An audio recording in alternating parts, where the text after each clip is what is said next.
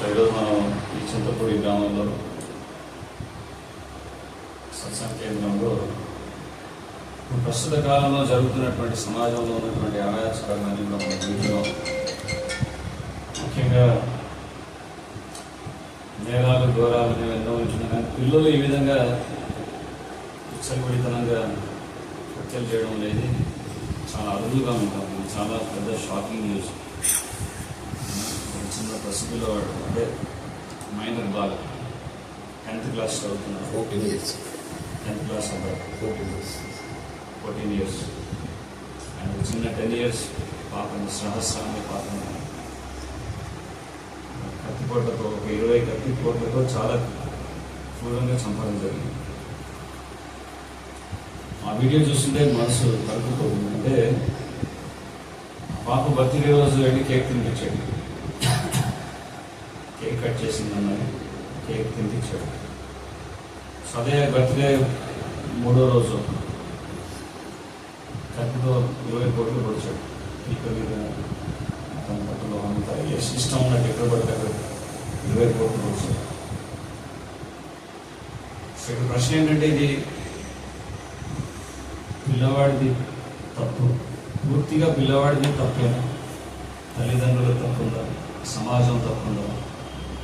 మరి ఇటువంటి పరిస్థితుల్లో ఈ విధమైనటువంటి ఈ దుశ్చర్యలకి ఫుల్ స్టాప్ మనం ఎలా పెట్టాలి అనే శీర్షిక మీద మేమంతా డిస్కస్ చేస్తున్నాం. సో ఈ గ్రూప్ డిస్కషన్ కాబట్టి అందరూ ఒపీనియన్స్ తీసుకోవడం జరుగుతుంది. మేము చిన్నపిల్లలు మీరు కూడా ఉన్నారు కాబట్టి మీరు కూడా మీ ఒపీనియన్ చెప్పవచ్చు.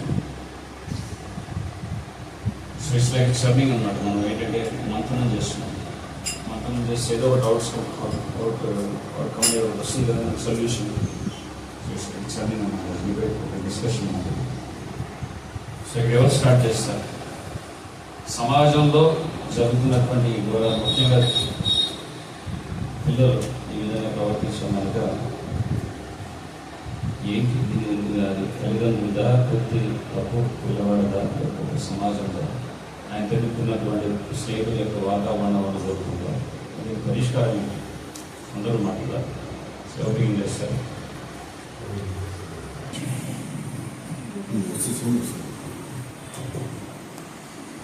హరికృష్ణ ప్రభుజీ.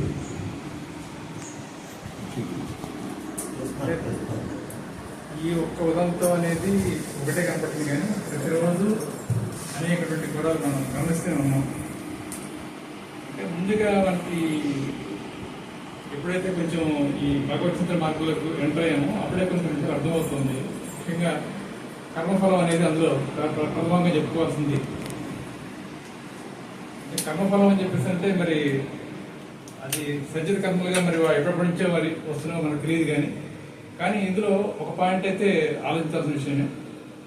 కర్మఫలం అనే దాన్ని కూడా మార్చేటువంటి శక్తి భగవంతుడి శక్తికే ఉంది కాబట్టి, భగవంతుడి ఒకరికే ఉంది కాబట్టి మరి తిలా పాపం తలా పెట్టినట్టుగా ఈ రోజున మీరు చక్కటి అదే ఈ డిస్కషన్ పెట్టడం మంచిదైంది. ఎందువల్లంటే కేవలం కర్మఫలంతో అని మనం వదిలేస్తే ఎంతోమందికి మరి ఎన్నో విధాలుగా ఇటువంటి ఇలాంటి చెడు జరిగే అవకాశం ఇంకా ప్రబలే అవకాశం ఉంది. కాబట్టి కాకుండా ఉండాలంటే దానికి ఏకైక మార్గం సమాజంలో అందరూ కూడా భగవత్ చింతనాన్ని పెంపొందించుకోవాల్సింది ఖచ్చితంగా. మరి ఏ విధంగా అయితే మనకి భాగవతంలో కానీ భగవద్గీతలో కానీ మరి కలియుగంలో భగవద్ నామ సంకీర్తన తప్ప వేరే మార్గం లేనే లేదని చెప్పి చెప్పడం అనేది క్లియర్ కట్గా మనకు తెలుసు. కాబట్టి సమాజంలో ఎంత వీలైతే అంత మనం ఈ భగవద్గీత సంకీర్తన మార్గాన్ని మరింత ఎంత లోతుకి ఎంత విస్తారంగా మనం తీసుకెళ్ళగలిగితే ఖచ్చితంగా దాని యొక్క ఎఫెక్ట్ అయితే మంచిగా ఉంటుందనేది నా అభిప్రాయం. ఎందుకంటే మానవులుగా మనం చేయగలిగింది చాలా కొద్దిగా, అది భగవంతుడి యొక్క అనుగ్రహం కానీ ఆశీర్వాదం లేకుండా మనం చేయలేము. కాబట్టి భగవంతుడిని మనం ముందు మన సుఖానిగా పెట్టుకుని ఏ పని చేసినా కూడా, ఎందుకంటే ఆయన సంకల్పం లేనిదే ఏం జరగదు. మన సంకల్పాలు అనేవి 80% కాదనేది అర్థమైపోతుంది. కాబట్టి ఈ విషయంలో మనం ఖచ్చితంగా చేసిందంటే భగవంతుడిని కరుణ పొందిన తర్వాత ఇది అందరికీ అర్థమవుతుంది. కాబట్టి సమాజాల్లో వీలైనంత వరకు మనం ఎంత ఎక్కువగా వీలైతే అంత ఎక్కువగా మరి ఈ భగవన్నామ సంకీర్తన అనేది ఈ శ్రవణం కావచ్చు. అందరూ కీర్తించలేకపోయినా మొదట శ్రవణం ద్వారా విని తర్వాత కీర్తనం ద్వారా మరికొంచెం వాళ్ళు ముందుకు వెళ్ళి ఈ యొక్క దుష్ప్రభావాలను తగ్గించడానికి మన వంతు మనం యథావిధిగా భగవద్భక్తులుగా స్వామివారి కృపాకటాక్ష మన మీద ఉన్నాయి కాబట్టి మనం ఈ రోజున ఆయన యొక్క నామాన్ని మనం కీర్తించగలుగుతున్నాము, వినగలుగుతున్నాము. భగవద్గీత చదువుకున్నా, భాగవతం చదువుకున్నా, భగవద్భక్తుల యొక్క సాంగత్యంలో ఉండగలిగినా కూడా కేవలం మరి ప్రభు ఆశిస్తులు కాబట్టి ఇది ద్వారా తల్లిదండ్రుల్లో కావచ్చు, ఎందుకంటే ఇది అందరిలో తప్పు ఉంటుంది. ఇది నా యొక్క వ్యక్తిగత అభిప్రాయం. పిల్లలు అంటే వాళ్ళని ఇష్టానుసారంగా వాళ్ళకి ఏది కావాలంటే ఇచ్చేయడం అనేది, శక్తి మించిన కోరికలు కోరినప్పుడు కానీ గట్టిగా వాళ్ళని కౌన్సిలింగ్ చేయలేకపోవడం కావచ్చు. సో పిల్లలపైనే విపరీతమైన మమకారం పెట్టుకున్నాం, వాళ్ళు ఏమైపోతారని భయంతోనూ మరి ఇలాంటి చేసే కొన్ని ఎక్కువ ఫ్రీడమ్ ఇవ్వడం కూడా కొంత పొరపాటు. సో పిల్లలు ఏం చేస్తారో గమనించకుండా వదిలేటువంటి తల్లిదండ్రుల యొక్క తప్పు కూడా ఉంది ఇందులో. సో అందరి పొరపాటు ఉంది ఇందులో. సో సమాజాన్ని మనమంటే సమాజంలో మనం కూడా ఉన్నాం కాబట్టి మనం కూడా ఖచ్చితంగా తెలుసుకుని కొద్ది గొప్ప తెలుసుకున్న వాళ్ళగా మనం భగవన్నామం యొక్క మహిమని మరి మనం బాగా ప్రాచుర్యంలోకి తీసుకెళ్ళి తద్వారా వాళ్ళలో చెడు సంకల్పాలను కొంచెం తగ్గించేదానికి కొంతవరకు మనం పాటుపడేందుకు అవకాశం ఉందని నేను భావిస్తున్నాను. అంటే ఆధ్యాత్మికంగా కనుక సమాజాన్ని చైతన్యపరిచినట్లయితే ఆధ్యాత్మిక విలువల గురించి అందరూ కూడా సమిష్టిగా మనం కృషి చేస్తూ హరినామ సంకీర్తనం, శ్రవణం, కీర్తనం అనేది మనం ఎప్పుడైతే ప్రచారం చేస్తుంటామో సమాజంలో మంచి అనేది నెలకొని ఉంటుంది. అది వాస్తవం, 100% అందరూ సందర్భమే. ఇంకొన్ని విషయాలు మనం అగ్రేశ్వర పరిష్కారమే కాదు, ప్రాక్టికల్గా కూడా కొన్ని ఆ పెంపకంలో ఉన్నటువంటి లోటుపాట్లు ఏంటి, ఎందుకు పిల్లలు ఈ విధంగా తయారవుతున్నారు, అంటే వాళ్ళని ఏది ప్రభావితం చేస్తుంది. చూడండి, మనం చిన్న చీమ కూడా మన దారిలో వెళ్తుంటే తొక్కడానికి మనం ఇబ్బంది పడతాం, అయ్యో బాధపడతాం, చనిపోతుంది. అలాంటిది అంత కసిగా అసలు ఆ మూడు ఎలా వస్తుంది, ఎందుకు అక్కడ డెవలప్ అవుతుంది, దాని మీద కూడా మీరు విశ్లేషించి దాని గురించి మనం విషయాలు మనం చర్చిద్దాం.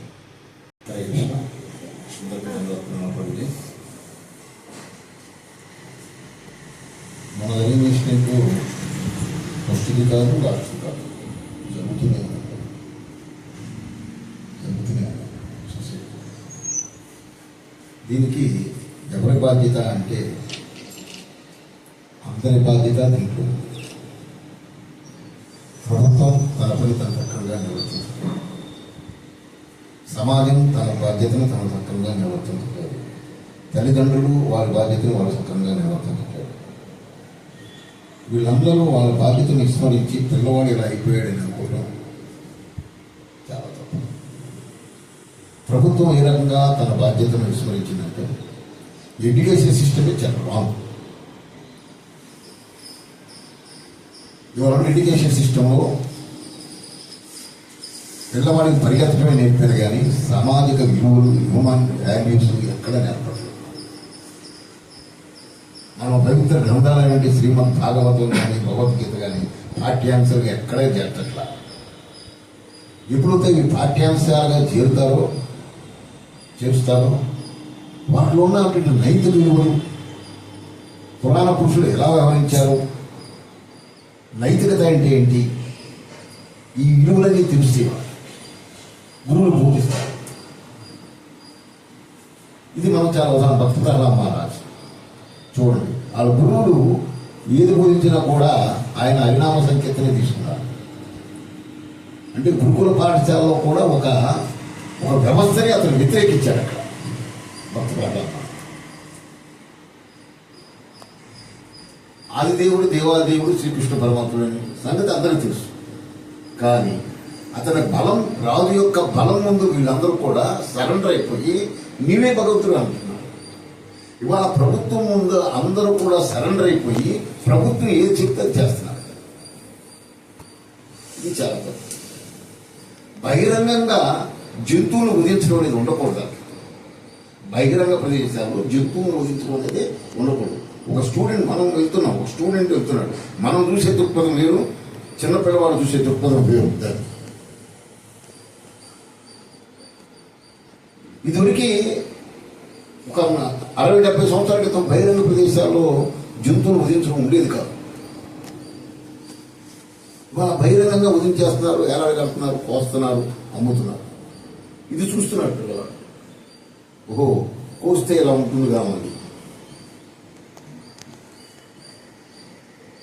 ఇది నిషేధించాలి. ఇవన్నీ చేయకుండా మనం పిల్లవాళ్ళు మార్పు రావాలనుకోవడం ఎంతవరకు కరెక్ట్? దాన్ని ఒక సామాన్య విషయంగా తీసుకుంటున్నారు. సామాజిక బాధ్యత. ప్రభుత్వం దాన్ని గుర్తించి దాన్ని అరికట్టాలి. ఇవాళ గుజరాత్ వెళ్ళామనుకోండి, గుజరాత్లో బహిరంగంగా వధించడం లేదు. That is offendable. శిక్ష వేస్తారు దానికి. మరి అటువంటిది మన కల్చర్ ఇక్కడ లేదు.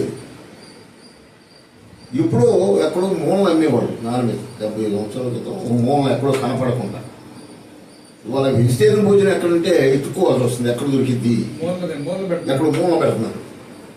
అన్ని బిర్యానీ సెంటర్లే. అంటే మనం ఎటువంటి ఆహారం తింటున్నాం, ఎటువంటిది తింటున్నాం, ఎటువంటిది బయటకు వస్తున్నాం. మనం ఎటువంటిది తింటున్నాం, ఎటువంటిది బయటకు వస్తుంది. రాక్షస ప్రవృత్తి వస్తుంది బయటికి. దీని నుంచి భిన్నంగా ఆలోచించాల్సిన అవసరం లేదు. చెప్పారు కదా, ఏది చేసేదో అదే పొందితే. నువ్వు రాక్షసంగా ఉన్నా కూడా రాక్షస గుణాలే నీకు వస్తున్నాయి. ఇవన్నీ ఎవరి బాధ్యత? సామాజిక బాధ్యత, తల్లిదండ్రుల బాధ్యత. ముందు సమాజం మారాలి, తల్లిదండ్రులు మారాలి, ప్రభుత్వం మారాలి. ఈ మూడు ఎప్పుడైతే మారుతాయో పిల్లల్లో ఒక సద్గుణ సంపన్నులు అవుతారు. సద్గుణమే అలవాటు చేసుకుంటారు. రజోమయ గుణం అలవాటు చేసుకోరు, తామస్ గుణం అలవాటు చేసుకోరు. ఈ గుణ లక్షణాలు ఎవరికైనా తెలుసా? తల్లిదండ్రులు తెలుసా? కనీసం అట్లీస్ట్ పరిపాలకులకు తెలుసా? They are encouraging eat meat. Monday రోజు కావు అండి. ఏంటి ఇలాంటివన్నీ చెడు. ఒక బీజము, భక్తి బీజం పసిపిల్లవాడి హృదయంలో నాటు. ఆ భక్తి బీజం ఎలా మొలకెత్తుతో చూడు. అదే విషబీజం నాటు హృదయంలో. విషబీజం ఎలా నాటు? విషబీజ లక్షణమే మన జరిగినటువంటి శాస్త్ర. అటువంటి శాస్త్రాలు ఎంతమంది చచ్చిపోతారో. అతని పేరేంటి? నరేష, సురేష,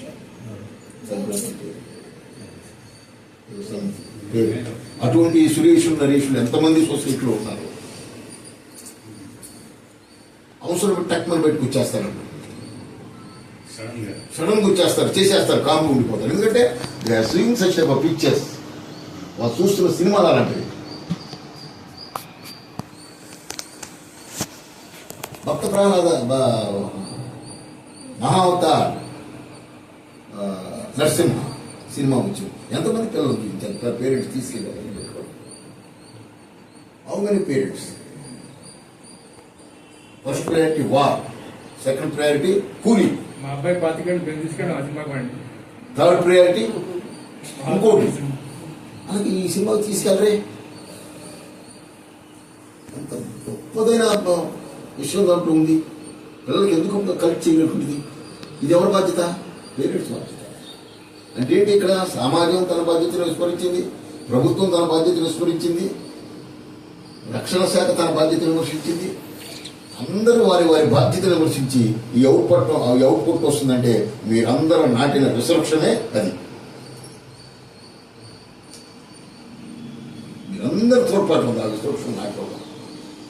ఇది గట్టిగా మనం ఎవరేమనుకున్నా సరే ఇది అందరూ తప్పుందని మనం హెచ్చరించాలి. రేపు సమాజంలో ఇటువంటి విసవృక్షాలే పెరుగుతాయని హెచ్చరించాలి. మీ దాకా వచ్చింది పరిష్కారం. విద్యా వ్యవస్థ మారాలి. బహిరంగ మార్కెట్లో బహిరంగంగా జంతువధ జరగకూడదు. అశ్లీలమైన చిత్రాలని బహిరంగంగా బహిష్కరించాలి. ఎక్కువ వైరస్ ఉన్న పిక్చర్లు ఎలౌ చేయకూడదు. అది యూట్యూబ్లు కానివ్వండి, చెత్త ఫోన్లో వచ్చే సోషల్ మీడియాలో అంత మొత్తం కూడా అరికట్టాలి. ఎన్ని కూడా చెయ్యింది అవి ఆపకుండా. ఇది ఎలా ఉంటుందంటే, చిన్న ఉదాహరణతో ముగిస్తాను. ప్లాస్టిక్ కవర్లు మానండి అని కింద కుట్లు మెసేజ్ చేసి వాళ్ళ దగ్గర లాక్కొచ్చి వాళ్ళు కరెంట్ చేస్తారు. ఫ్యాక్టరీ వెళ్ళి ఫ్యాక్టరీకి కదా ముయ్యాల్సి నువ్వు. ఆ ఫ్యాక్టరీ మీరు అది ముయ్యకుండా దాని మీద యాక్షన్ తీసుకోకుండా వచ్చి కవర్లు వాడుతున్న కుట్లు మీద పడితే ఇది కంట్రోల్. ఎక్కడ మూలం ఉందో ఆ మూలాన్ని గుర్తెరిగి ఆ మూలాన్ని తుడిచేది. ఎక్కడ ఇటువంటి వికృతమైన పోకడలు పోయే మనస్తత్వాన్ని పెంపొందించే అంశాలు సమాజంలో తయారవుతున్నాయో ఆ అంశాలను గుర్తించి వాటన్నిటిని ఎలిమినేట్ చేయండి. అది అందరి బాధ్యత, మన బాధ్యత, ప్రభుత్వం బాధ్యత, రక్షణ శాఖ బాధ్యత, అందరి బాధ్యత. చాలా ముఖ్యమైన పాయింట్ టచ్ చేశారు. ఎప్పుడైనా సమస్యని మనం పరిష్కరించుకోవాలంటే దాని రూట్స్ పెట్టాలి. పైపైన ఇది సమస్య అది సమస్య అని అన్ని రకాలుగా దాన్ని మనం అనలైజ్ చేసినా దానికి మూలం ఏంటి అనేది మనం కనుక్కోకపోతే సమస్యకి పరిష్కారం ఉపయోగపడదు. సో ఇక్కడ మూలాన్ని సూచిస్తున్నారు మోటివేషనల్ పండితులు. సో మూలం ఏంటంటే తినే ఆహారం అనేది మన మనసు మీద ప్రభావం చూపిస్తుంది. ఏ man is known by what he eats. So ఇప్పుడు చాలా విచ్చలవిడిగా జంతువుల్ని వధిస్తున్నారు. చాలా నేను 100% ఆ పాయింట్ అప్రిషియేట్ అంటే నేను ఒప్పుకుంటున్నాను. యాక్చువల్లీ ఎప్పుడైతే ఈ హింస అంటే మాంసభక్షణ అనేది జరుగుతున్నప్పుడు దయ అనేటువంటి లక్షణం కోల్పోతున్నారు. అంటే ధర్మానికి 4 పాదాలు ఉన్నాయని చెప్తారు కదా, సత్యం, దయ, తప, శౌచం. సో దయ అనేటువంటి గుణం మనిషి ఏ విధంగా కోల్పోతారంటే విపరీతంగా ఈ మాంసభక్షణ చేయడం వల్ల దయ అనేటువంటి గుణం కోల్పోతారు. సో ఇప్పుడున్నటువంటి ప్రస్తుత సమాజంలో నేను మాంసం తిన్నా చాలా దయగలవాడిని అనడానికి వీలేదు. అది ఆటోమేటిక్గా అది రిఫ్లెక్ట్ అవుతుంది. మీరు చెప్పినట్టు whatever is input that will be coming as output. అది ఏదో ఒక రూపంగా వస్తుంది. సో ఇన్పుట్ అనేది ప్రాపర్గా లేదు. ఫస్ట్ ఏంటంటే మీట్ ఈటింగ్, మాంసం మిక్సర్ విడిగా వాడి ఎక్కడ పడితే అక్కడ జంతువులు చంపడం, కషాయ వాడదాన్ని కోయడం, వాళ్ళు చూడడం. పిల్లలు నాదే ఉంది, ఎవరో మాంసం చంపారు, ఎవరో మాంసాన్ని కొనుక్కొచ్చారు, ఇంట్లో వండినాం మనం తిన్నాను, నాదేం తప్పిందంటే అది సరైన ఆన్సర్ కాదు. ఆ ఫుడ్ అనేది కంపల్సరీ 100% అది మన మీద, మన యొక్క మనసు మీద ప్రభావం చూపిస్తుంది. ఒక విధంగా ఇది అబ్సల్యూట్లీ కరెక్ట్. సో అందుకే మీరు అన్నట్టు ఒకప్పుడు ఇప్పుడు గుజరాత్లో రూల్ ఉంది, అది మన ప్రభుత్వం తీసుకురావాలి. మనుషుల్ని మనిషి చంపితే అది ఒక పెద్ద న్యూస్లో టెలికాస్ట్ చేస్తారు. కానీ ఒక జంతువుని, లేనటువంటి జంతువుని చంపితే దాన్ని ఎవరు ప్రొటెస్ట్ చేయలేదు. అంటే దాని మనిషి అయితే ప్రాణం, జంతువు అయితే ప్రాణం కదా. ముఖ్యంగా ఆవు, గోమాత, మనకి విశ్వమాత అని మనం పూజిస్తాం, తల్లితో సమానంగా మనం గౌరవిస్తాం. సో అందరం ఉదయం లేవగానే మనకి పాలు కావాలి. ఏ ఆలయానికి వెళ్ళి పూజ చేయాలన్నా ఆవు పాలు, ఆవు నీళ్ళు, ఏ సంస్కారాలు నిర్వహించాలన్నా అక్కడ గోవు యొక్క ప్రమేయం ఏమీ చేయలేదు. అటువంటి గోవు యొక్క వైద్యశాలలు ఎన్నో పెరిగిపోతున్నాయి. దాని మీరు చెప్పిన ఉదాహరణ చాలా బెస్ట్ ఎగ్జాంపుల్. ఈ చిన్న చిటికాయ వేళను పట్టుకొని ఆపుతూ మీరు గోవైద్యశాల, ముఖ్యంగా ప్రభుత్వం నుంచి రాలేదు. ఈ గోవైద్యశాలలు అనేవి ఆపేయాలి, దీన్ని నిలిపివేయాలి. సో విచ్చలవిడిగా ఆవులు చంపుతూ ఒక పక్కన డైనింగ్ టేబుల్ మీద మాంసం పెట్టుకొని తింటూ, ఇంకో పక్కన శాంతియుతంగా ఉండాలి సమాజం అని కోరుకుంటే అది హిపోక్రసీలా ఉంటుంది. So you are eating a meat on your dining table and you are talking about peace. How to be peaceful? How it's possible? It's only hypocrisy. It's only hypocrites. Hypocrisy. సాధ్యపడదు. కాబట్టి చాలా ఇంపార్టెంట్ పాయింట్ తీసుకొచ్చారు. Really appreciate. అదేవిధంగా ప్రభు అంటున్నారు, అక్కడి నుంచి ప్రజలైనటువంటి వారు ఎన్నుకుంటున్నారు ప్రభుత్వాన్ని. ప్రజల చేత, ప్రజల కొరకు, ప్రజల చేత ప్రజల కొరకు అనుకుంటున్నారు ప్రభుత్వాలు. సో ఇక్కడ ఎవరి తప్పు అంటే ప్రజలు చూస్తుంది. మీరు అనుకుంటున్నారు ఇటువంటి నాయకుల్ని. ఇటలీ లాంటి వాళ్ళు కాబట్టి అలా నాయకులు వస్తున్నారు. అలాంటి నాయకులు వస్తున్నారు. సో వాడేం చేస్తున్నారు, విచ్చలవిడిగా వైద్యశాలలకి ప్రమోట్ ప్రజలు చేస్తున్నారు, కోరుకుంటున్నారు కాబట్టి మేము మాస్ ఇస్తున్నాం ప్రొడక్షన్ కాబట్టి. ప్రమోట్ చేస్తున్నారు, వైలెన్స్ ప్రమోట్ చేస్తున్నారు. ఎడ్యుకేషనల్ సిస్టమ్ అనేది పూర్తిగా అస్తవ్యస్తంగా ఉంది.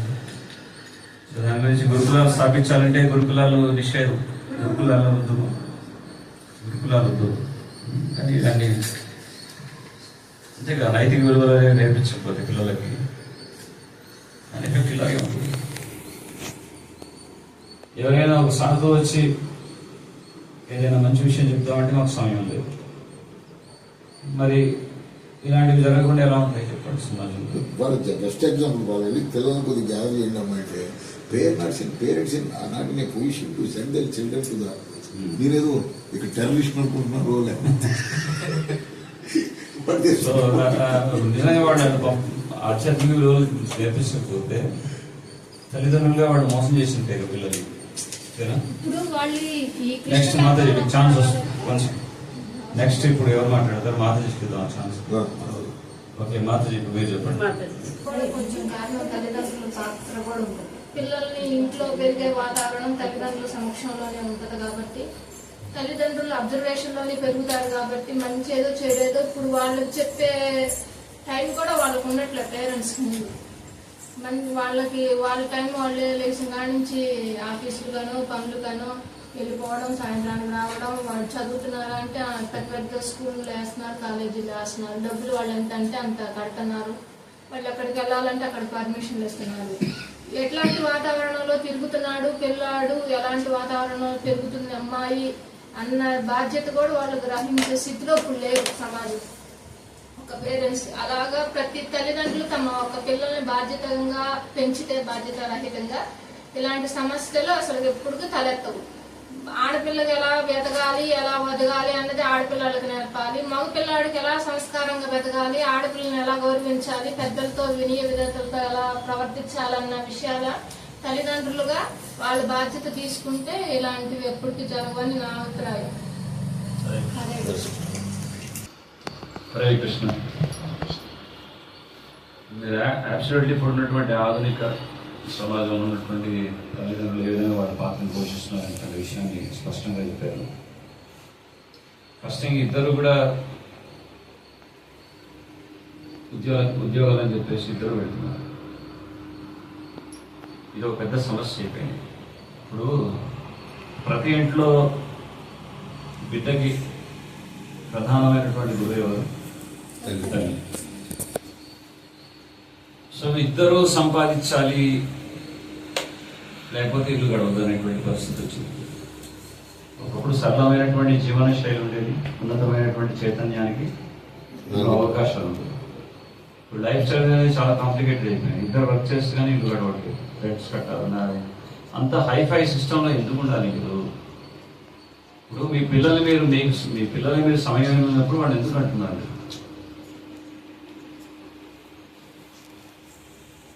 తల్లిగా బిడ్డకి సమయం అనేది మీరు ఇవ్వలేనప్పుడు ఎందుకు కనడం అనేది ఇది సమస్య కదా.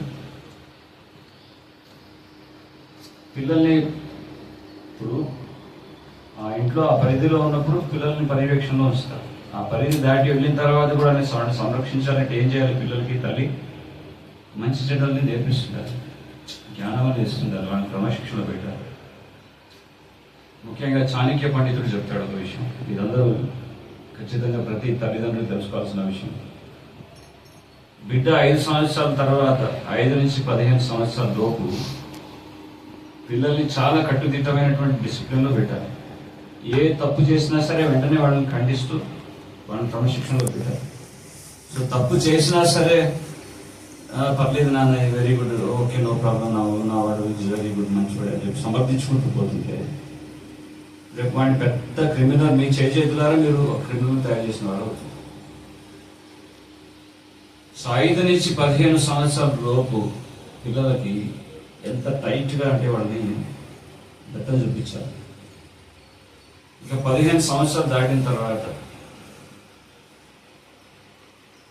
ఆయనకి ఒక స్నేహితుడిగా వ్యవహరించాలి. అప్పుడు మీరు ఎన్ని రకాలుగా మీరు క్రమశిక్షణ పెట్టాలన్నా అప్పుడు ఉండదు. అప్పుడు ఏంటంటే ఆ స్టేజ్ దాటిపోయింది.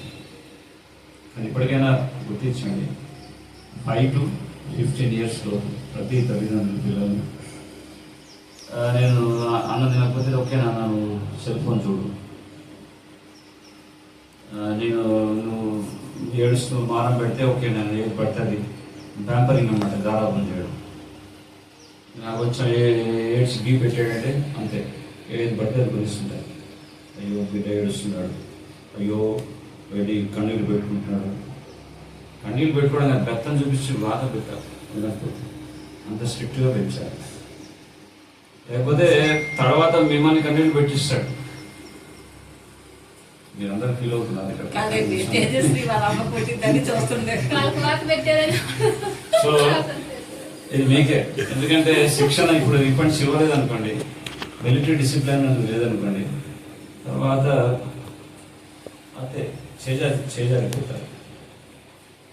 What you say? Meenakshi. Meenakshi ఏమంటావు? ఓకే, కరెక్ట్ అంటున్నాను. సో మీనాక్షి కూడా ఒప్పుకుంటుంది, చూస్తున్నారు. సో అది తప్పకుండా చేయాలి. లేకపోతే తల్లిదండ్రులుగా మన చేతులు మనమే మన కంటిని పొడుచుకున్న వాళ్ళు, మన బిడ్డని పాడు చేసుకున్నటువంటి వాడు మనలో. సో ప్రతి తల్లిదండ్రులు గుర్తించాల్సిన విషయం, సమయం లేదు. ఎందుకోసం అంతగా కష్టపడి దేనికోసం? మీరు పిల్లల్ని కూడా సరిగ్గా చూసుకునేటప్పుడు ఎందుకు సంపాదన, ఎందుకు డబ్బు? పిల్లల్ని కనకండి, ఒక డబ్బు ముద్రించే యంత్రాన్ని తయారు చేసి పెట్టుకుని సరిపోతుంది. డబ్బే ముఖ్యమైతే, పిల్లల కంటే ధనమే ముఖ్యం అనిపించినట్లయితే ఒక డబ్బు సంపాదించే యంత్రాన్ని తయారు చేసి పెట్టుకుని, యంత్రాన్ని, ఒక మెషిన్ సరిపోతుంది పిల్లలు. సో అది వృషభదేవుడు భాగవతంలో తన 100 మంది పుత్రులతో చెప్పినటువంటి విషయం ఏంటంటే, పితాన సస్య జననీన సస్య గురువున సస్య. అంటే తల్లిదండ్రుల యొక్క బాధ్యతని మీరు స్వీకరించిన పిల్లల్ని ఉద్ధరించలేనప్పుడు మీరు ఆ బాధ్యతను స్వీకరించకండి దయచేసి. అనవసరం భూమి మీద భారం అయినప్పుడు దానివల్ల ప్రయోజనం ఉంది. సో తల్లిదండ్రుల బాధ్యత ఏంటంటే పిల్లల్ని ఉద్ధరించి వాళ్ళని క్రమశిక్షణలో పెడుతూ వాళ్ళని మంచి మార్గం వైపు నడిపించాల్సినటువంటి బాధ్యత పిల్లలు. మన మహాభారతం నుంచి నేర్చుకోవాల్సినటువంటి విషయాలు చాలా ఉన్నాయి. ధృతరాష్ట్రుడు మామకః పాండవశ్చైవ ఇవ కుర్వత సంజయ. మమకారంతో నా పుత్రుడు మమకారం. ప్రేమ ఉండాలి, ఉండవద్దని కాదు, పిల్లల మీద ప్రేమ చూపిస్తారు. కానీ నిజంగా ప్రేమ ఉన్నప్పుడు వాళ్ళని క్రమశిక్షణకు పెట్టాల్సినటువంటి బాధ్యత కూడా తల్లిదండ్రులు.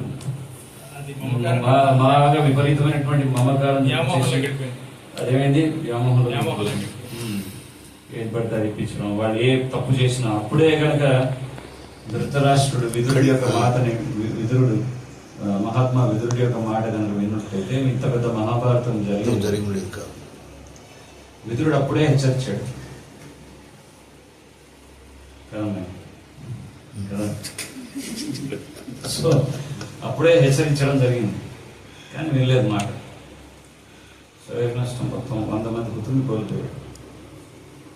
సరే తల్లిదండ్రులు గుర్తించాల్సిన విషయం. ఇప్పుడు ప్రభు రామకృష్ణ జరిగిన సంఘటన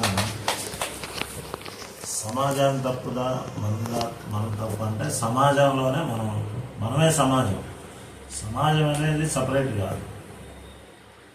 మరి మనం ఆధ్యాత్మిక జ్ఞానాన్ని అవలంబించినట్లయితే డెఫినెట్గా మనం what to do what not to do అనే విషయాన్ని మనం తెలుసుకోగలుగుతాం.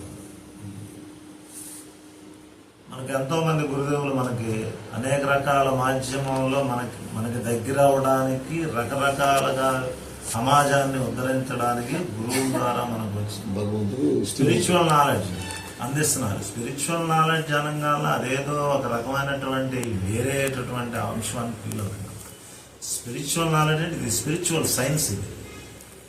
ఈ సైన్స్ కనుక మనం తెలుసుకున్నట్లయితే ఇలాంటి అంశాలు మనలో అభివృద్ధి చెందవు. అసలు మనకు భగవద్గీతలో ప్రతి చోట మనకి ఎక్కడికక్కడ మనం చేసేటటువంటి తప్పులు, వాటి యొక్క పర్యవసానాలు, తినేటటువంటి ఆహార పదార్థాల ద్వారా మనిషి ఎలా కంటామినేటెడ్ అవుతాడు, ఇవన్నీ మనకి ఎక్కడెక్కడ హెచ్చరిస్తూ ఉంటాయి.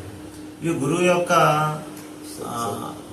ప్రామాణికమైనటువంటి గురువుల అంశంతో సాంగత్యంలో ఉన్నట్లయితే తల్లిదండ్రులు కూడా పిల్లల్ని అట్లా పంపించి మనం వాళ్ళని సరైన మార్గంలో పెట్టుకోవడానికి మొట్టమొదటి ఉదాహరణ.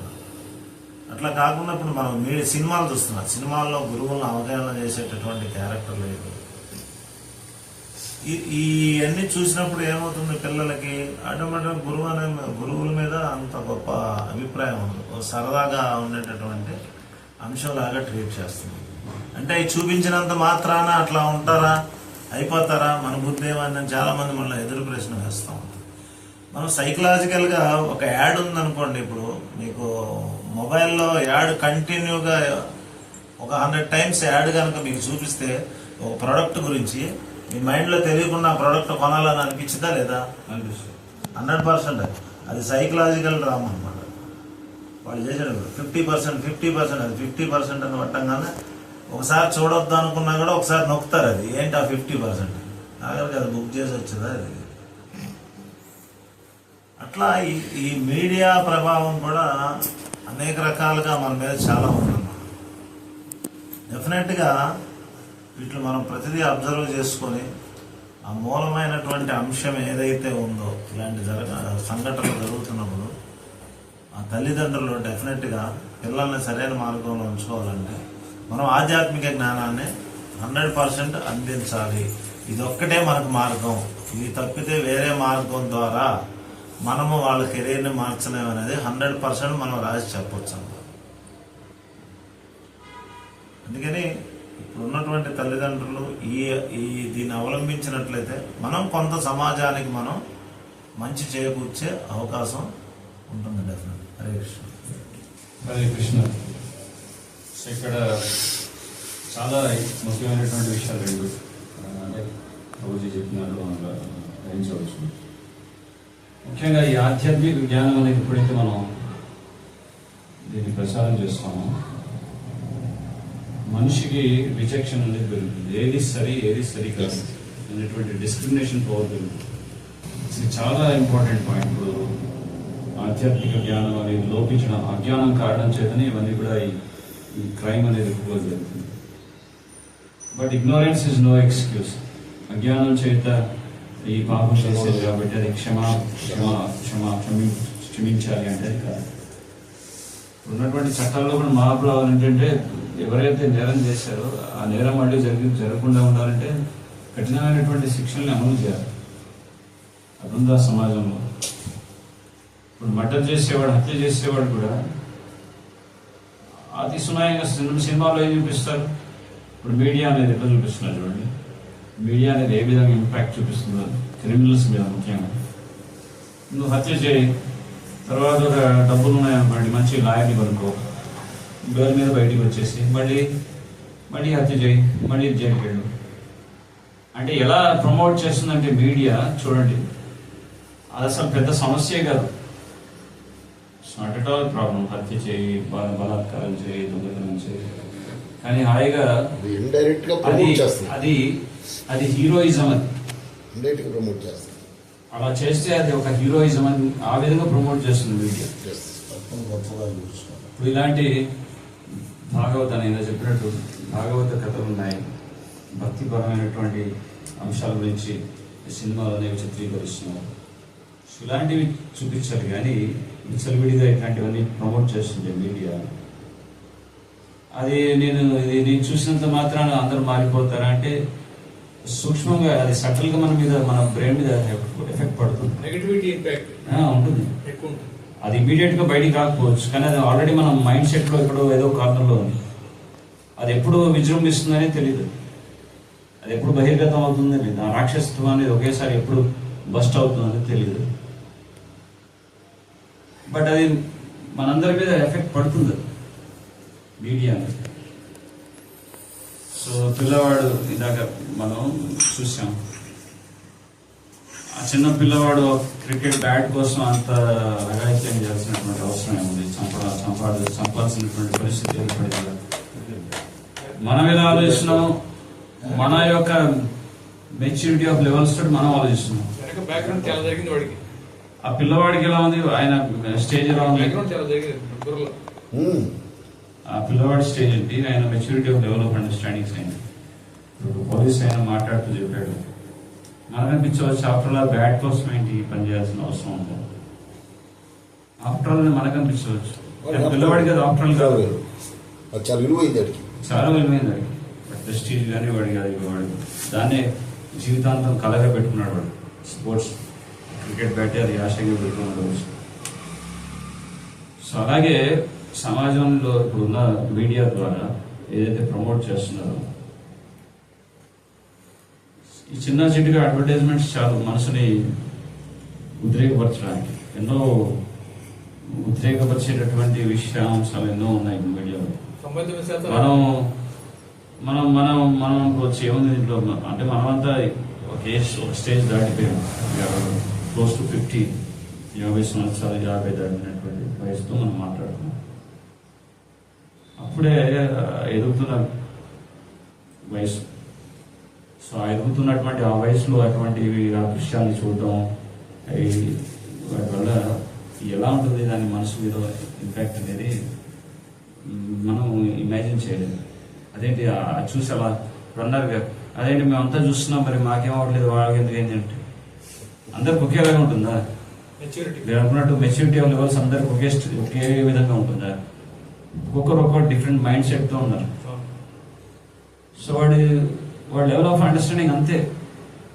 ఇప్పుడు మీరు బయటికి అమెరికాకి వెళ్తారు, అక్కడ ఆ టైంకి వాడికి డ్రగ్ పడకపోతే $1 కోసం కూడా హత్య చేసేస్తాడు. అలాంటి స్ట్రీట్స్ ఇప్పటికీ ఉన్నాయి, అబెండెంట్ ఏరియాస్ అమెరికాలో, మీ అందరికి తెలుసు. ఆ టైంకి ఎవరు కనపడితే వాడు అంతే, బట్ చేతికి $1 ఇవ్వాలి, $1 కోసం చంపేస్తాడు అంతే. దాని తర్వాత ఏమవుతుంది, పోలీసులు వచ్చి పట్టుకెళ్ళి జైలు వేస్తారా, తర్వాత యాక్ట్స్ ఆన్ హిజ్ ఇన్స్టింక్ట్ అంతే. అది ఆ టైంలో వాడికి అది వ్యసనం అన్నమాట, దొరకాలి, లావాలి నాకు అది ఆ డ్రగ్ పడాలి. సో డ్రగ్ పడకపోతే అంతే, అమ్మాయి ఆడపిల్ల చిన్నపిల్ల పసిపిల్ల ఏమీ లేదు, ఎవడు పడితే వాడు కత్తి పెట్టి పొడిచి పటా పొడిచేసి $1 కోసం హత్య చేసి జైలుకి వెళ్ళిన వాళ్ళు ఎంతో మంది ఉన్నారు. So they act on their instinct, అంటే జస్ట్ డూ ఇట్ అనమాట. వాళ్ళకి ఎట్లా మనసు ఆ టైంకి ఏమనిపిస్తే చేయడం అంతే, కంట్రోల్ లేదు. పశు ప్రవృత్తి, యానిమలిస్టిక్. సో ఎందుకంటే విచక్షణ లేదు, డిస్క్రిమినేషన్ పవర్ అనేది తగ్గిపోతుంది. ఇది చాలా ఇంపార్టెంట్ పాయింట్ ఇప్పుడు మీరు రైజ్ చేసిన పాయింట్ ఏంటంటే ఆధ్యాత్మిక విలువల గురించి తెలియజేస్తే అప్పుడు మంచి ఏంటి చెడు ఏంటి అనేది మనకి స్పష్టం అవుతుంది, అవగతం అవుతుంది. సో మంచి చెడు మీద దాని మీద తారతమ్యం తెలియకుండా వ్యవహరిస్తున్నారంటే ఆధ్యాత్మిక జ్ఞానం అనేది లోపించింది. కాబట్టి ఒక చిన్న పసిపిల్లవాడు వచ్చేసి ఒక నిప్పులో వేలు పెట్టాడు అనుకోండి, నిప్పు నన్ను కావకుండా ఉంటుందా అంటే పసిపిల్లవాడు అయితే నిప్పేమని కాకుండా ఉంటుందా? కాకుండా. So ignorance is no excuse. Ignorance అజ్ఞానంలో చేశాడు, ఏదో ఆవేశంలో చేశాడు, ఏదో భావోద్వేగంతో చేశాడంటే అది క్షమార్పణ అనేది కాదు. సో అందుకే చేతులు కాలిన తర్వాత ఆకులు పట్టేదానికంటే కూడా ముందు జాగ్రత్తగా తల్లిదండ్రులు ఆధ్యాత్మిక విలువల గురించి తెలియాల్సినటువంటి బాధ్యత ఉంది. పిల్లలు స్కూల్స్లో టీచర్స్ కూడా పిల్లలు నేర్పించాలి. ఇప్పుడున్న ఎడ్యుకేషనల్ సిస్టంలో ఓన్లీ ఇన్ఫర్మేషన్ అంతే. ఇక్కడ ట్రాన్స్ఫర్మేషన్ ఎక్కడ కనపడుతుంది చెప్పండి? ట్రాన్స్ఫర్మేషన్ అనేది వాల్యూ బేస్డ్ ఎడ్యుకేషన్ ద్వారానే వస్తుంది. క్యారెక్టర్ అనేది ఎలా మోల్డ్ చేసుకోవచ్చు, నైతిక విలువల గురించి ఆధ్యాత్మిక విషయాలు చెప్తేనే ది బిల్డప్ దర్ క్యారెక్టర్. మరి ఆ విషయాల గురించి మరి సెక్యులర్ కంట్రీ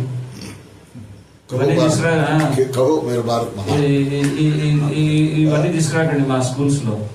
మాది వీఆర్ సెక్యులర్. సో సెక్యులరిజం అనే పేరుతో ప్రశ్న పెట్టించేస్తారు.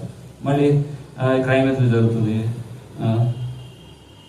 రిలీజియన్ గురించి మాట్లాడకూడదు, భగవద్గీత గురించి మాట్లాడకూడదు స్కూల్లో, భాగవత కథ చెప్పకూడదు. We are secular country. మళ్ళీ ఇవన్నీ క్రైమ్స్. అయ్యో ఎందుకు క్రైమ్ జరిగింది? అసలు ఫస్ట్ ఆఫ్ ఆల్ ఇట్లాంటి స్కూల్స్ లో చేర్పించకండి మీ పిల్లల్ని. Don't join your children in this types of schools. ఈ ఎడ్యుకేషనల్ సిస్టమ్ వాళ్ళని పెట్టకండి. ఒక విధంగా చెప్పాలంటే this educational systems are like slaughter houses ఉంది, తగ్గడం లాంటివి. ఎందుకంటే పిల్లల్లో ఉన్నటువంటి నైతిక విలువలను చంపేస్తూ దాన్ని అణిచివేస్తూ సెక్యులరిజం అనే పేరుతో ఏం చేస్తున్నారు, వాళ్ళ జీవితాన్ని ప్రశ్న పట్టిస్తున్నారు, తయారు చేస్తున్నారు. సో అది ఇంకా పాయింట్స్. ఇంకేమైనా మత జీవితాలు ఇప్పుడు కాలేజ్ స్టూడెంట్ నుంచే విన్నాం ఎలా మోసం చేస్తున్నా. అసలు ఒక విధంగా చెప్పాలంటే వాడిని వాడే మోసం చేసుకుంటున్నారు అనుకోండి, వాడి క్యారియర్ వాడే దెబ్బ తీసుకుంటున్నారు.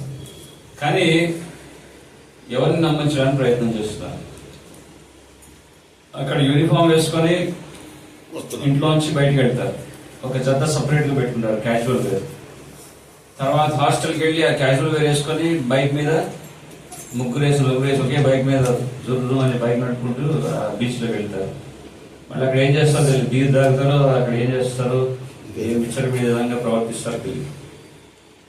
మళ్ళీ ఆ టైం అక్కడ కాలేజ్ అవర్స్ టైం ఏదైతే ఉందో వాళ్ళు ఆ టైంని వేస్ట్ చేసుకొని మళ్ళీ కరెక్ట్ టైంకి ఇంటికి వెళ్తారు యూనిఫామ్ వేసుకొని. సో ఏమని నమ్మిస్తున్నారు తల్లిదండ్రులకి, మేము బాగా చదువుతున్నాం, కాలేజ్కి వెళ్తున్నాం. మరి ఎవరిది బాధ్యత అక్కడ? మేనేజ్మెంట్, స్కూల్ టీచర్స్ది బాధ్యత. ఎందుకు అట్లా అవుతుంటే కలియుగంలో తన సంతానం అంటే ప్రజలు అంత అధికంగా ప్రేమిస్తూ ఉంటారు, వాడు చెడిపోతున్నా కూడా దాని గురించి పట్టించుకోడు. ఒకటి వస్తుంది, ఇంకోటి కూడా వస్తుంది. అప్పుడు తల్లి బిడ్డని చంపుకుంటుంది కడుపులో, అబార్షన్. సో ఇది సమస్య. మరి దీన్ని ఎవరు సంస్కరించాలి? అందరూ బాధ్యతగా ఉంటారు, ఎవరి బాధ్యత వాళ్ళు సక్రమంగా నిర్వర్తిస్తారు. ఇప్పుడు ఈ ఒక క్రైమ్ జరిగినప్పుడు దాని గురించి మాట్లాడుతాం, అయ్యో ఇలా జరిగిపోయిందా అంటాం, అయ్యో ఎంత వాడిని బహిరంగంగా అదే విధంగా దండించాలి అంట. ఈ అబ్బాయి ఇలా రావట్లేదు, ఇలా బంక్ కొడుతున్నాడు, కాలేజ్ రావట్లేదు అని అంటే వెంటనే ఏం చేయాలి? వాడు ఏం చేయాలి? పేరెంట్స్కి ఇంటిమేట్ చేయాలి. సో ఇప్పుడు ఇక్కడ జరిగింది కూడా అదే, ఈ పిల్లవాడు స్కూల్కి వెళ్ళట్లేదు, పేరెంట్స్ ఏం చేయాలి? టీచర్స్ ఏం చేయాలి? పేరెంట్స్కి ఇన్ఫార్మ్ చేయాలి. సో ఏదో మాకు ఫీజులు వస్తే చాలు, లక్షలు మాకు అడ్మిషన్ ఫీజులు అని మంత్లీ ఈ వాళ్ళు కాలేజ్ ఫీజు కడితే చాలు, మీకు అటెండెన్స్ పెరిగిపోతుంది, మీరు ఇష్టం ఉన్నట్టు చలామని ఇవ్వండి అనుకుంటూ ఈ కాలేజ్ మేనేజ్మెంట్స్ కూడా ఇలాగే ఉన్నాయి. సో డబ్బు ఉన్న బ్లాక్ మనీని వైట్ ఎలా చేసుకోవడం, అందుకే పెద్ద పెద్ద కార్పొరేట్ స్కూల్స్, పెద్ద పెద్ద కాలేజెస్ దోచుకోవడం తప్ప పిల్లల భవిష్యత్తుతో సంబంధం లేదు. ఎవరికి పోతే ఏంటి, వస్తే ఏంటి, లేకపోతే ఏంటి, మాకు ఫీజు పడితే చాలు. సో ఇలా నడుస్తున్నప్పుడు ఏ విధంగా పిల్లల్ని క్రమశిక్షణలో పెట్టవచ్చు? మీరు తల్లిదండ్రులుగా మీరు డబ్బు మీరు మీ వంతు మీ డ్యూటీ మీరు చేశారు. నేను నా డ్యూటీ చేసేసాను, పిల్లవాడిని బాగా చదివిస్తున్నాను, డబ్బులు అడ్మిషన్ ఫీజులు వేలు లక్షలు కురిపిస్తూ మంచి స్కూల్లో జాయిన్ చేయించాను. కానీ నిజంగా వాడు స్కూల్కి వెళ్తున్నాడా లేదా, ఎవరు దాన్ని చూడాల్సిన బాధ్యత? ప్రతిసారి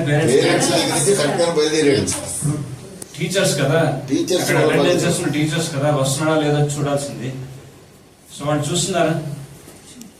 స్కూల్కి వస్తున్నటువంటి పేరుతో వాళ్ళు ఎక్కడెక్కడో తిరుగుతున్నారు బీచ్లో. ఆ సమస్యని వ్యతిరేకిస్తూ వెంటనే పరిష్కారంగా ఆ విధంగా దండన విధించాలని చెప్పి కోరుకుంటున్నారు అందరూ. ఎందుకంటే వాళ్ళ మనోభావాలన్నీ దెబ్బతిన్నాయి కదా. కానీ ఆ సమస్యలు రాకుండా ఉండాలి, దాన్ని అరికట్టాలి, మాక్సిమం ఇటువంటి క్రైమ్ రేట్ అనేది తగ్గాలంటే దానికి ఒకటే పరిష్కారం ఏంటంటే ఆధ్యాత్మిక చైతన్యం అనేది, ఆధ్యాత్మిక వికాసం అనేది సమాజంలో తప్పనిసరిగా కావాలి. సో మనిషిలో, ఒక వ్యక్తిలో పరివర్తన రావాలంటే ఆధ్యాత్మిక వికాసం ద్వారానే అది సాధ్యపడుతుంది. అది లేనప్పుడు ఎన్ని రకాల ప్యాచ్ వర్క్లు చేసినా కానీ పై మెరుగులు అంటే ఎడ్యుకేషన్ సిస్టంలోనే ఒక 2 hours ఈ ఆధ్యాత్మికత మీద, స్పిరిచువల్ దాని మీద 2 hours చెప్తామనుకుంటున్నాం, కానీ ఎవరు వింటారు? గవర్నమెంట్ కేటాయించాలి. అసలు సెక్యులరిజం అని చెప్పేసి కొట్టి పడేస్తున్నారు కదా. మేము ఒక పెద్ద స్కూల్కి వెళ్ళాము మధ్య, Hyderabad, one of the most reputed school. ఇక్కడ అన్ని రకాల విద్యార్థులు ఉన్నాయి, సెక్యులర్ అలౌ చేయాలి. ఇలాంటివి అలౌ చేస్తారా? మరి చెప్పండి,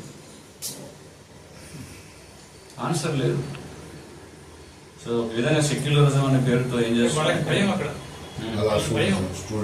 ఎక్కడ ఇది ఎలా చేస్తే మరొక కమ్యూనిటీ, మరొక రిలీజియన్, మరొక వాళ్ళకి ఎఫెక్ట్ అవుతుంది. ఫండ్స్ రావడం ఆగిపోతాయి, స్టూడెంట్స్ రావరు. స్టూడెంట్స్ ఆగిపోతారు, వీళ్ళు ఒక స్టాంప్ పడుతుంది కదా, వీళ్ళు ఫలానా వీళ్ళు హిందూయిజం అని ఇంకోటి అని వాళ్ళ భయం వాళ్ళకి. అంతే తప్ప వాడికి నిజంగా ఇప్పుడు ఒక విషయం, సబ్జెక్ట్ అనేది అందరికీ కామన్గా ఉంటుంది. మనం ఏంటంటే క్లియర్గా చెప్తాం, మ్యాథమెటిక్స్ ఉందనుకోండి, అదే హిందూ మ్యాథమెటిక్స్, క్రిస్టియన్ మ్యాథమెటిక్స్, లేకపోతే ముస్లిం మ్యాథమెటిక్స్ ఉంటుంది సబ్జెక్ట్. సో అదేవిధంగా వాల్యూ బేస్డ్ ఎడ్యుకేషన్ అనేది కూడా ఒక సబ్జెక్ట్. మంచి మారల్ వాల్యూస్, నైతిక విలువల గురించి ఏ విధంగా నడుచుకోవాలి, ఏ విధంగా వ్యవహరించాలి, మన వ్యవహారికం ఏ విధంగా ఉండాలి, మనం ఏ విధంగా ఒక డిసిప్లిన్డ్ వే ఆఫ్ లైఫ్ మనం లీడ్ చేయాలి, ఇదందరికీ కామనే కదా. సో అలాంటి ఎడ్యుకేషన్ అనేది ప్రమోట్ చేయడానికి అవకాశం ఏమండి స్కూల్స్? అది కూడా ఆపేస్తున్నారు. స్కూల్కి వెళ్ళి మొరబెట్టుకోవాల్సి వస్తుంది, అయ్యా మేము పిల్లలకి కొన్ని మంచి విషయాలు చెప్తున్నాం, మాకు టైం లేదండి, మాకు పిల్లలకి ఆల్రెడీ వాళ్ళు ఎగ్జామినేషన్ దగ్గరగా ఉంది, వాళ్ళు ఆల్రెడీ ట్యూషన్స్ చదువుతున్నారు, మేము అలౌ చేయలేము. ఇదే ఆన్సర్స్ ప్రతి స్కూల్, ఎన్నో స్కూల్స్కి వెళ్ళారు. సందర్భం వచ్చింది కాబట్టి చెప్తాను. మా పిల్లలు మాట అప్పటికి నారాయణ చెప్పినప్పుడు అప్పుడప్పుడు స్టార్ట్ అవుతుంది. అయినా మేము కావాలని మనకి ఎందుకంటే పిల్లలకి మోరల్ వాల్యూస్ కానీ ఇట్లా వీటికి ఉండాలని ప్రెషర్ ఉండకూడదు. ఫస్ట్ పాయింట్, మనం ఈ సో కాల్డ్ స్కూల్స్ వెళ్ళినట్లయితే ఖచ్చితంగా వాళ్ళకి ప్రెషర్ ఎక్కువ పడుతుందని, వాళ్ళకి ప్రెషర్ ఉండకూడదు అనేసి చిన్మయ విద్యా మందిర్, చిన్మయ మిషన్ వాడు దాంట్లో జాయిన్ చేసి, సో అక్కడ 3 సంవత్సరాలు హ్యాపీగా వాళ్ళు వినాయక చవితి వస్తే మట్టి కూర్చోబెట్టి పిల్లలతో వినాయక ప్రతిమ చేయించేవాడు. అంటే యాక్టివిటీస్ చక్కగా అన్ని విషయాల్లో కూడా. సో మా పిల్లలు 3-4 గంటలు కూర్చొని మా వాడు ఇంట్లో వాడు వినాయక విగ్రహం కాన్సన్ట్రేషన్ తోటి చక్కగా తయారు చేశాడు. అంటే మన పిల్లలు ఎక్స్పెక్ట్ చేయలేము అంత గంటలు కూర్చొని వాడు చేస్తారండి. అంటే వాళ్ళు ఇచ్చినటువంటి ఎడ్యుకేషన్ సిస్టమ్ అనమాట. ఆ తర్వాత కూడా విన్సెంట్ డీపాల్ స్కూల్లో జాయిన్ చేసాం. అనంతపూర్ వచ్చిన తర్వాత 5 years అక్కడ కూడా నారాయణ ఉంది, నేను జాయిన్ చేయలేదు. ఎందుకంటే అఫ్కోర్స్ కొంత గొప్ప మిషనరీ స్కూల్స్ అన్నాక కొంచెం వాళ్ళు డిసిప్లిన్ పద్ధతి వేరే ఉంటుంది చెప్పేసి అక్కడ జాయిన్ చేస్తాం. ప్రెషర్ ఉండదు, మెయిన్ ప్రెషర్ లేకుండా వాళ్ళు అలాగే. మా పిల్లలు అంటారు ఈ రోజుకి, మీ పిల్లలు ఎందుకో చాలా ఈ జనరేషన్ వాళ్ళు కాదని అంటుంటారు. అంటే మన వాల్యూస్ దేనికి ఇవ్వాలి? ఫస్ట్ డబ్బుకు కాదు, పద్ధతికి మనకు వాళ్ళకి ప్రొసీజర్స్ అండ్ వాల్యూస్ నేర్పించాలనే పాయింట్తోనే వచ్చాం. సో ఈ రోజు వాళ్ళు హ్యాపీగా కంఫర్టబుల్గా ఉండగలిగారు, ఉంటున్నారు. చాలా మంది అన్నారు మీ వాళ్ళు ఇప్పుడు పిల్లలు కాదేంటి గురించి వాళ్ళకి శిక్షణ అనేది వాళ్ళకి ప్రబలాలు చెప్తున్నారు. ఇక్కడ Bhagavatam just like for example, ఇప్పుడు మీరు చెప్పారు పిల్లలు చక్కగా మట్టితో వినాయకుడిని తయారు చేసుకున్నారు. సో ఈకో ఫ్రెండ్లీ మనం భగవంతుడి యొక్క ఆరాధన మట్టితోటి మనం ఆ విగ్రహాన్ని తయారు చేసుకున్నాం. ఇప్పుడు వినాయక చవితి వస్తుంది, 2 రోజుల్లో వినాయక చవితి జరుపుకుంటాం. సో ఇలాంటివి నేర్పిస్తే వాళ్ళకి ఒక మంచి ఎంగేజ్మెంట్ అంటూ ఉంటుంది. మైండ్ అంటే ఇప్పుడు ఏంటంటే మనసుకు ఉన్నటువంటి లక్షణం ఏంటంటే చంచలంగా అస్థిరంగా ఉన్నటువంటిది మనస్సు. అటువంటి మనస్సుని నియంత్రించడం అనేది మనకే కష్టతరం. అదే పిల్లలకి పట్టుమని 10 నిమిషాలు కూర్చోమంటే వాళ్ళు కూర్చోలేరు. మరి ఆ పిల్లలకి ఒక సరైనటువంటి ఎంగేజ్మెంట్ ఉండాలి కదా. Empty mind is a devils workshop అంటారు. ఖాళీ దిమాగ్ శైతాన్ కా ఘర్. సో ఈ భూతం అనేది మనసులో ప్రవేశించక ముందే వాళ్ళకి ఏదో ఒక ఆక్యుపేషన్ అంటూ ఉండాలి, వాళ్ళకి ఎంగేజ్మెంట్ అంటూ ఉండాలి. ఎంగేజ్మెంట్ అంటే వస్తాను నాకు మ్యాథమెటిక్స్ కష్టమన్నా నువ్వు చదువుతావా లేదా అని కొట్టి కొట్టి కొట్టి వాడిని టార్చర్ చేసి వాళ్ళు ఒక సైకోగా తయారు చేయడం కంటే వాళ్ళకి ఏదైతే వాళ్ళకి ఇంట్రెస్ట్ ఉందో. గురుకుల వ్యవస్థలో ఏంటంటే గురుకుల విద్యా విధానంలో నీకు వచ్చినా రాకపోయినా యువర్ రిజెక్టెడ్, యువర్ ఫెయిల్ అని సర్టిఫై అయ్యాడు గురువు. గురుకులంలో ఫెయిల్యూర్ అంటూ లేదు. ఇప్పుడున్నటువంటి ఎడ్యుకేషనల్ సిస్టంలోనే ఈ ఫెయిల్యూర్ అనేది ఉంది, కానీ గురుకులంలో నువ్వు ఫెయిల్ అయ్యావు పాస్ అయ్యావని సర్టిఫై చేయదు. అక్కడ భగవంతుడి యొక్క సృష్టిలో ప్రతి ఒక్క శిశువుకి ఒక ప్రత్యేకమైనటువంటి అర్హత ఉంది, ఒక యోగ్యత ఉంది. పాప నీ పేరు మీనాక్షి. మీనాక్షి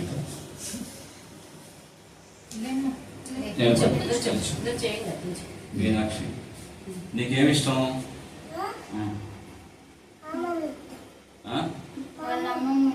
వాడు అమ్మమ్మ అంటే ఇష్టం. అమ్మమ్మ అంటే ఎందుకు ఇష్టం? మంచి కథలు చెప్తుంది కదా, బాగా మంచి మిఠాయిలు తయారు చేసి తినిపిస్తుందా నీకు? అవునా? సో మిఠాయిలు తయారు చేసి అమ్మమ్మ మంచిగా పెడుతుంది కాబట్టి అమ్మమ్మ అంటే ఇష్టం మీనాక్షికి. సో అదే మిఠాయిలు తయారు చేసి విద్య నేర్పించండి మీనాక్షికి, సో గురుకుల వ్యవస్థ అంటే ఇది ఎట్లా నడుస్తుందంటే వాళ్ళకు ఉన్నటువంటి ప్రత్యేకమైన టేస్ట్ ప్రకారం, వాళ్ళకున్న ఇంక్లినేషన్ ప్రకారం వాళ్ళు ఒక సరైనటువంటి ఒక ఎంగేజ్మెంట్ అనేది తీసుకొస్తారు. ఇవ్వడం జరుగుతుంది. అమ్మాయి నీ పేరు తేజస్వి, నీకేమి ఇష్టం? నాకు డ్రాయింగ్ అంటే ఇష్టం. డ్రాయింగ్ అంటే ఇష్టం. నువ్వు రోజుకి ఎన్ని పెయింటింగ్స్ వేయగలవు? రోజుకో 5 పెయింటింగ్స్. భాగవతంలో ఉన్న ప్రహ్లాదుడి యొక్క చరిత్ర గురించి నీకు స్టోరీ చెప్తే ఆ పెయింటింగ్ వేస్తావా? ట్రై చేస్తావా? ట్రై చేయగలవు.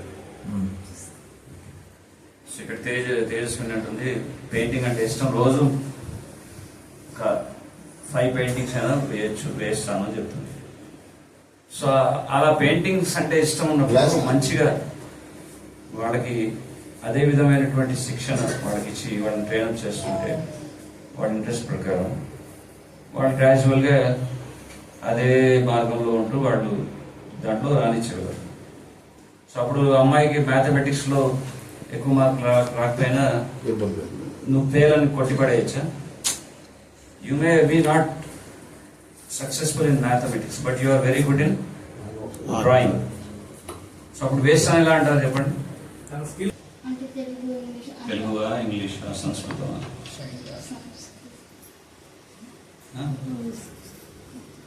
ఏ ఇష్టం చెప్పు నాన్న.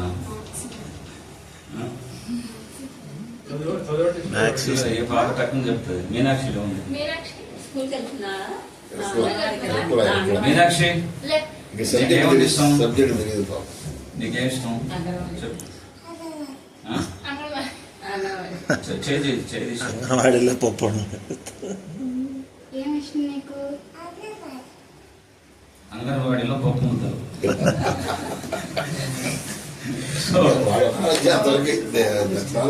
సో అంగన్వాడికి వెళ్తే ఒక విధంగా పిల్లల్ని టార్చర్ పెట్టి వాళ్ళని సైకోస్ లాగా తయారు చేస్తుంది. ఇది ఓపెన్ గా చెప్తున్నాను నేను. ఇప్పుడున్నటువంటి ఎడ్యుకేషనల్ సిస్టమ్స్ అనేది ఒక స్లాటర్ హౌసెస్ లాగా ఉంది. నువ్వు చదవకపోతే ఫెయిల్, నువ్వు చదవకపోతే useless, you are good for nothing. వీళ్ళు ఎవరండి సర్టిఫై చేయడానికి ఫెయిల్ అని? Who are you? ఈ విద్య కాకపోతే ఆయన ఆటల్లో ఇప్పుడు అబ్బాయి ఏం పేరు అబ్బా? దిలీప్ కబడ్డీ ఛాంపియన్ అవ్వచ్చు. కబడ్డీ అంటే ఇష్టం అంటే. So how can you say useless అని ఫెయిల్యూర్ అని కొట్టిపడాలి? మా పిల్లలు ఎప్పుడైతే చెప్తా వచ్చారు ఇంటర్మీడియట్ నుంచే ఈ సిస్టమ్ బాగాలేదు, ఎడ్యుకేషన్ సిస్టమే బాగాలేదు, మేము ఏది కంపేర్ చేయాలి వాళ్ళని, అలా వదిలేసాం. చూడండి ఇక్కడ సిస్టంలోనే ప్రాబ్లం. పిల్లలే చెప్తున్నారు. ప్రభుత్వాలు వారు క్లియర్ గా ఉన్నారు. ఈ state this present day modern educational system is like a slaughter houses. కబేడాలు లాంటివి. అంటే వాళ్ళ యొక్క మనోభావాలన్నింటినీ కూడా వాడుకున్న ఉత్సాహాన్ని అన్నింటినీ కూడా అణిచివేస్తుంది. ఎందుకంటే పిల్లల్లో ఉంది ఒక లక్షణం ఏంటంటే జిజ్ఞాస ఎక్కువ. ఇదెందుకు ఇలా, అదెందుకు ఇలా ఎప్పుడు అడుగుతుంటారు. ఏంటి అమ్మా ఇదేంటి, ఇది అమ్మా అదేంటి, దానికి answer shut your mouth, shut up, SIT down. అప్పుడే వాళ్ళు నోరు ఇచ్చేస్తున్నారు. ఒక విధంగా జిజ్ఞాసను చంపేసి వాళ్ళ ఆటపాటతో ఉన్నటువంటి వయసులో వాళ్ళని కూర్చోబెట్టి టార్చర్ పెట్టి ఆఖరికి వాళ్ళని సైకోస్ లాగా తయారు చేస్తారు. సో ఒక విధంగా చెప్పాలంటే అల్టిమేట్లీ ఇప్పుడున్నటువంటి విద్యా వ్యవస్థలో మార్పు రావాలి. మనకున్న పూర్వ విద్య ఏదైతే ఉందో గురుకుల శిక్షణ అది జరగాలి. గురుకుల పాఠశాల అనేవి మళ్ళీ పునరుద్ధరించాలి. గురువు యొక్క పర్యవేక్షణలో ఉంటూ చక్కగా ఆ విద్య నేర్చుకుంటూ ఉంటే కానీ పిల్లల్లో మార్పు తీసుకురాలేము. అలాగే ఇప్పుడున్నటువంటి పిల్లలు భవిష్యత్తులో తర్వాత వాళ్ళు ఒక నాయకత్వాన్ని స్వీకరిస్తారు. సో మంచి నాయకుల్ని కనుక మన సమాజానికి అందజేయాలంటే ఇప్పుడే పసిప్రాయంలోనే వాళ్ళకి కావాల్సినటువంటి సంస్కారాలన్నీ నింపుతూ వాళ్ళని చక్కగా వాళ్ళని ఒక మంచి మార్గదర్శకంగా అనిపించాలి. అందుకే గురుకుల వ్యవస్థ అనేది మళ్ళీ పునరుద్ధరించబడాలి. అప్పుడే అది సాధ్యం. స్థాపిస్తేనే గురుకులం లేకపోతే మాత్రం ఇది ఒక విధంగా ఫారిన్ కంట్రీస్ లో చాలా చోట్ల ఇప్పుడు మన గురుకుల సిస్టమ్ అక్కడ అప్లై అవుతుంది. ఫారిన్ లో బాగా అవేర్నెస్ వస్తుంది. చాలా చోట్ల వాళ్ళు చేస్తారు.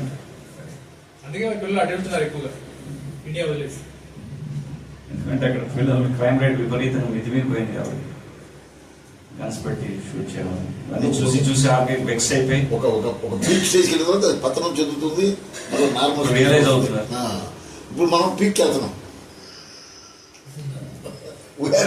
సో హరే కృష్ణ. ఈ డిస్కషన్లో ముఖ్యంగా మా ఉద్దేశం ఏంటంటే ఇలాంటి డిస్కషన్స్ అనేవి జరుగుతుండాలి. దీనివల్ల ఓన్లీ డిస్కషన్ చేయడం, ఒక క్రైమ్ జరిగింది చంపాడు అనేది కాకుండా ఈ డిస్కషన్లో ఉన్న ముఖ్య ఉద్దేశం ఏంటంటే మనం ఏంటి సొల్యూషన్ వెళ్తున్నాం. ఎందుకంటే ప్రాబ్లం అనేది అందరికీ తెలిసింది ప్రాబ్లం అని, కానీ ప్రాబ్లంకి పరిష్కారం ఏంటంటే దాని రూట్స్కి వెళ్ళాలి, దాని మూలానికి వెళ్ళాలి. సో ఈరోజు డిస్కషన్ అంతా కూడా ఈ సమస్యల మూలం ఏంటి దాని మీద మనం దాన్ని విశ్లేషించాం. సో దానివల్ల మనం దాన్ని ఇవన్నీ దృష్టిలో పెట్టుకుని కనుక 2 నిమిషాలు. హరే కృష్ణ. సమాజం మారాలి, గవర్నమెంట్ మారాలి, తల్లిదండ్రులు మారాలి. ఎక్కువ ఫోను పిల్లలకి చాలా ఇస్తున్నారు. అది ఇవ్వకుండా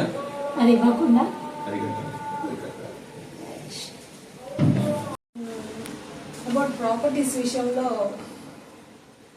చాలా టూ బ్రదర్స్ ఉంటే ఇంట్లో ప్రాపర్టీస్ విషయంలో గొడవలు వస్తున్నాయి. ఇప్పుడు ఒకరినొకరిని చంపుకునేంత ఇది అయిపోయింది. So parents should equal priorities ఇస్తే వాళ్ళ మైండ్లో అది అనేది ఉండదు. సో అన్నయ్య ఈక్వల్, సిస్టర్ అనేది ఈక్వల్ ప్రయారిటీతో చూడాలి. డిస్కషన్ చేస్తూ ఉంటే పిల్లలు ఫ్రెండ్స్తో ఎట్లా ఏం మాట్లాడారు ఏంటి అన్నది కూడా తెలుస్తూ ఉంటుంది. మనకు కూడా కొంచెం దాన్ని బట్టి కూడా కొంచెం అరికట్టవచ్చు పిల్లల్ని అన్నది నా ఉద్దేశం. Okay, very important. తండ్రికి అందరూ బిడ్డలు సమానమే. ఒక తండ్రికి 4 కుమారులు ఉన్నారనుకోండి, 4 సమానం. ఆఖరి వాడు మూగవాడు, వాడు నోట్లో మాట్లాడదని చెప్పేసి చంపేద్దాము అంటే తండ్రి ఒప్పుకుంటాడు. సో అలాగే ప్రతి ఒక్క జీవి కూడా భగవంతుడి యొక్క బిడ్డని. సో అందుకే మనకి చంపే అధికారం ఏది లేదు.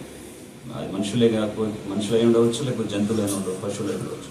సో ఎవరిని చంపే అధికారం మనకి లేదు. ప్రాణం పోయినప్పుడు మనం చంపే అధికారం లేదు. ఈక్వల్ ప్రయారిటీ అంటే సమతుల్యం కలిగి ఉంటున్నట్టు ప్రాపర్టీ విషయంలో కూడా జస్ట్ లైక్ ఇందాక చెప్పినట్టు డిస్ప్యూట్స్ అనేవి ఎందుకు వస్తాయి? ఎందుకంటే హెచ్చు తగ్గులు ఉన్నప్పుడు. సో రాకుండా ఉన్నట్లయితే పీస్ఫుల్గా ఉండవచ్చు. So everyone lead their happy life, problem లేదు. అనవసరంగా ప్రాపర్టీ కోసం కొట్టుకోవడం, చంపుకోవడం అనవసరం. ఏదైతే భగవంతుడు ఇచ్చాడో దాంతో సంతుష్టిగా ఉంటే ఆ సంతుష్టి, ఆ సాటిస్ఫాక్షన్ అనేది ఎప్పుడు వస్తుందంటే అది కూడా ఆధ్యాత్మిక జీవితంతో ముడిపడి ఉంది. సో ఆధ్యాత్మిక విలువలు కనుక ఆటోమేటిక్గా వాళ్ళు దాంట్లో శిక్షణ కనుక పొందినట్లయితే ఆ సాటిస్ఫాక్షన్ ఉన్నదాంతో వాళ్ళు సంతృప్తి చెంది ఉంటారు. లేకపోతే ఇంకా అత్యాశ అనేది వాళ్ళని పీడిస్తూనే ఉంటుంది. సో మాత్రం మీరు కూడా 2 మాటలు. ఏదో స్కూల్కి పంపించేసాం, వెళ్ళాడు వచ్చాడు అయిపోయింది కదా అనుకోకుండా ప్రతిరోజు స్కూల్లో ఏం జరుగుతుంది, ఎలా ఎవరితో ఫ్రెండ్షిప్ చేస్తున్నాడు, ఎవరితో తిరుగుతున్నాడు, ఏమైనా అలవాట్లు నేర్చుకున్నాడా, ఇవన్నీ కూడా మానిటర్ చేస్తుంటారు తల్లిదండ్రులు. ఇలా చెప్తున్నట్టు షెడ్యూల్ కాలిన తర్వాత ఆకులు పట్టుకుంటే లాభం లేదు. రెగ్యులర్గా మానిటరింగ్ ఉండాలి. ఏదైనా చిన్న పొరపాటు జరిగినా వెంటనే దాన్ని ఇమీడియట్గా దాన్ని ఖండించాలి. ఆ తప్పు మళ్ళీ రిపీట్ అవ్వకుండా. మనకు అది చిన్న తప్పు అనిపించవచ్చు. Just like for example cell phone దొంగలిచ్చి వచ్చాడు. సో అప్పుడే టైట్ చేసి వెంటనే మొట్టకాయలు ఇస్తుంటే మళ్ళీ ఇంకో తప్పు చేయకుండా ఉండేవాడు. అంటే ఫస్ట్ లో ఎన్ఎన్టీ స్కూల్ పాపకు పెట్టినప్పుడు ప్రభు పానీపూరి వాడు కొన్ని పిల్లల్ని ఆడపిల్లలకి ఇచ్చి ఫ్రీగా పానీపూరి ఇచ్చాడంట. మా పాప చేస్తున్నారు ఏంటి, వాళ్ళ దినచర్య ప్రతిరోజు ఏంటి, ఎలా జరుగుతుంది అనేది కంట కనిపెట్టి ఉండాలి. అది బాధ్యతగా తల్లిదండ్రులు చేయాల్సిన విషయం. ఇది కూడా చాలా ఇంపార్టెంట్. హరే కృష్ణ. హరే కృష్ణ హరే కృష్ణ కృష్ణ కృష్ణ హరే హరే, హరే రామ హరే రామ రామ రామ హరే హరే. అంటే రోజు పిల్లలందరిని పిలిచి ఇస్తున్నాడు అని అడిగింది. తింటున్నారంటే నేను ఇదంతా కరెక్ట్ అనిపించలా. ఒక రోజు అట్లా 10 రోజులు అట్లా పెట్టేసి పిల్లలకి ఏమన్నా దాంట్లో కలిపి పెట్టేసి ఏమన్నా చేస్తాడేమో అన్నది భయం వచ్చింది. ఎమ్మటే మా ప్రభుకి చెప్పాను, ఇట్లా ఏంటి పానీపూరి ఫ్రీగా ఇస్తున్నాడంట బండబ్బాయి, పిల్లలు తింటున్నారంట, కొంచెం ఏంటో సార్కి చెప్పుకొని చెప్పాను నేను. చెప్పడం వల్ల ఆయన పిలిచి అట్టయినప్పటి నుంచి అప్పుడు పంపించేశారు. అది ఇట్లా ప్రమాదాలు జరగవచ్చు అన్న భయం. అది మరి తను అలవాటు చేసుకోవటానికి బండి కాడికి